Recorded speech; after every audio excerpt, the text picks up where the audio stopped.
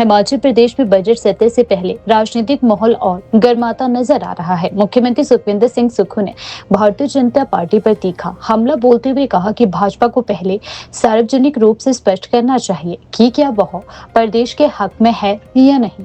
मुख्यमंत्री ने कहा कि विशेष परिस्थितियों वाले राज्य के लिए आर्थिक मुद्दों को राजनीति से ऊपर रखना चाहिए। उन्होंने आरोप लगाया कि केंद्र से जुड़े वित्तीय मामलों पर भाजपा का रुख स्पष्ट नहीं है और पार्टी इस समय गुटबाजी से जूझ रही है। सुक्खू ने कहा कि भाजपा कई गुटों में बटी हुई है, जिसके कारण वह एकजुट होकर प्रदेश के हितों की आवाज नहीं उठा पा रही है और प्रभावी विपक्ष की भूमिका निभाने में विफल हो रही है। राजस्व घाटा अनुदान, आरडीजी और प्रदेश की आर्थिक स्थिति पर मुख्यमंत्री ने दोहराया कि यह मुद्दा हिमाचल के भविष्य से जुड़ा हुआ है। उन्होंने विपक्ष से इस पर रचनात्मक सहयोग की अपेक्षा जताते हुए कहा कि परंपराओं का हवाला देकर चर्चा को भटकाने के बजाय प्रदेश के हित में सार्थक संवाद होना चाहिए। और इस विशेष सत्र का मुख्य उद्देश्य जो है हिमाचल के लोगों के अधिकार से संबंधित है। मैंने कई बार कहा, भारतीय जनता पार्टी को हमने सर्वदलीय बैठक में भी बुलाया। सर्वदलीय बैठक में बुलाने के बाद जिसमें सीपीएम के लोग थे, आम आदमी पार्टी के लोग थे, बीएसपी के लोग थे, भारतीय जनता पार्टी के प्रदेशाध्यक्ष अपनी बात कहने के बाद उठकर चले गए। जयराम ठाकुर जी को बिठाने की हमने प्रयास किया। उन्होंने कहा कि हम विधानसभा में बोलेंगे, और अच्छी बात है कि वो विधानसभा में ये जो सत्र सिर्फ हिमाचल के लोगों के अधिकार का सत्र बुलाया गया है, जिसमें आरडीजी पर विशेष चर्चा होगी। आरडीजी का मतलब क्या है? भारतीय जनता पार्टी क्या आरडीजी के पक्ष में है या पक्ष में नहीं है? ये स्थिति तो स्पष्ट करे। ये आंकड़े गिनाने लग जाते हैं, और आंकड़े गिनाने का मतलब ये नहीं है। मैंने कई बार कहा है कि सरकारें आती है, सरकारें चली जाती है, मुख्यमंत्री आते हैं, मंत्री आते हैं, और मंत्री हर 5 साल बाद जनता की अदालत में जाते हैं और जनता चाहे तो उन्हें दोबारा भेज सकती है।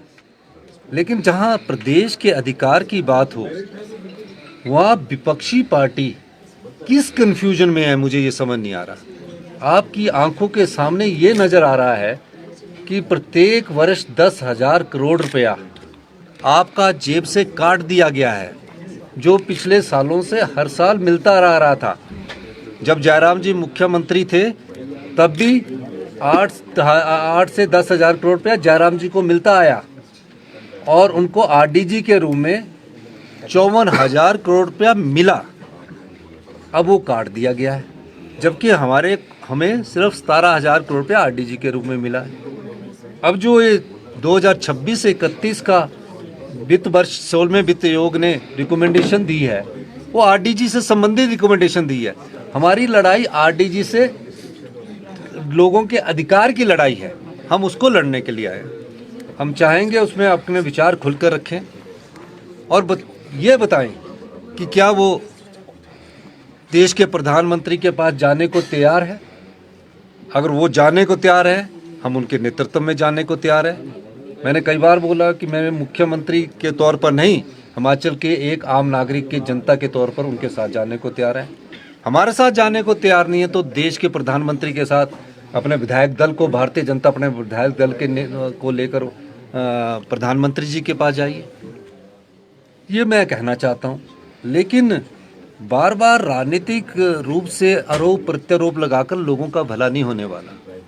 सोशल मीडिया पर राजनीतिक रोटियां सेककर लोगों का भला नहीं होने वाला। ये लोगों का अधिकार है, सरकार इस अधिकार की लड़ाई लड़ेगी, कांग्रेस पार्टी इस अधिकार की लड़ाई लड़ेगी। दूसरा, मैं एक और बात कहना चाहता हूँ। अनुराग ठाकुर केंद्रीय वित्त मंत्री रहे हैं, उन्होंने पिछले कल एक बयान दिया, स्टाइल में बयान दे रहे हैं आजकल।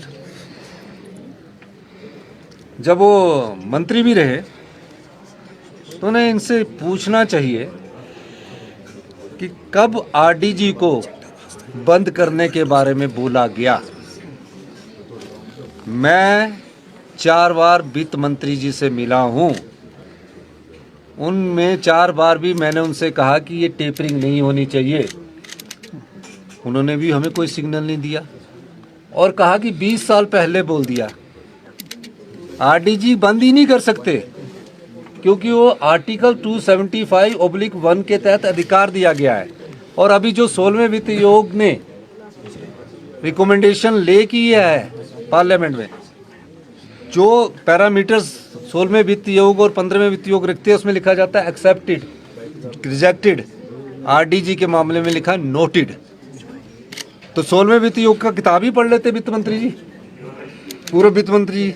और ये कहना कि आप हमारे साथ चलिए वित्त मंत्रालय में टैक्सेस का हम रिस्ट्रक्चरिंग करेंगे, वो तो सरकार पहले ही कर रही है। जिनको 17,000 करोड़ रुपया आरडीजी मिली, हमने योजनाएं कल्याणकारी लाए, विधवाओं के बच्चों की पढ़ाई की शिक्षा का खर्चा उठाने के लिए हम योजना लाए, अनाथ बच्चों के लिए योजना लाए, दिव्यांगों के लिए योजना लाए, कम आरडीजी के बाद भी। और जो रिस्ट्रक्चरिंग की बात अनुराग ठाकुर जी कह रहे हैं, वो हमारी सरकार कर रही है, उसमें नहीं है हमारे को आपकी जरूरत। तो आप अपने आप भी जाकर प्रदेश के हित में बात कर सकते हैं, आप अपने आप भी जा सकते हैं, उसमें कोई किसी की डेपुटेशन की जरूरत नहीं हो, तो ऑलरेडी रिस्ट्रक्चरिंग कर रहे हैं। आप ही मुझे ये बताइए, आप 4 सांसद चुनकर गए हैं, आप 4 सांसद ये बताइए कि आप आरडीजी के मामले में प्रधानमंत्री से कब मिलेंगे? अधिकार की लड़ाई लड़िए आप अधिकार की लड़ाई लड़ेंगे, मैं आपको हम सब लोग आपका धन्यवाद करेंगे। 3 राज्यसभा है, आके यहाँ बयान देना अधिकार लड़ाई लड़ना नहीं है, वो हमारी सरकार का विरोध करना वो करते रहिए, मुझे स्वीकार है वो विरोध, मेरे खिलाफ जो करना करते रहिए। आप 7 सांसद जाके प्रधानमंत्री जी से मिलिए कि 1952 चीज से जो अधिकार हिमाचल की जनता को मिला है उसे मत छीनिए, ये मैं कहना चाहता हूँ। इसलिए मैंने हमारा ये आरडीजी के लिए पहली बार ये विशेष सत्र हो रहा है, और ये लोगों के अधिकार की लड़ाई है, और गरीब आदमी के अधिकार की लड़ाई है, किसान की लड़ाई है, युवाओं के रोजगार की लड़ाई है। ये किस पार्टी की लड़ाई नहीं है, ये सरकार की लड़ाई नहीं है। उनको चुनकर भेजा है, उनकी भारतीय जनता पार्टी की केंद्र में सरकार है, अगर वो जाएंगे तो इसका फायदा हिमाचल प्रदेश के लोगों को होगा, मैं ये कहना चाहता हूँ।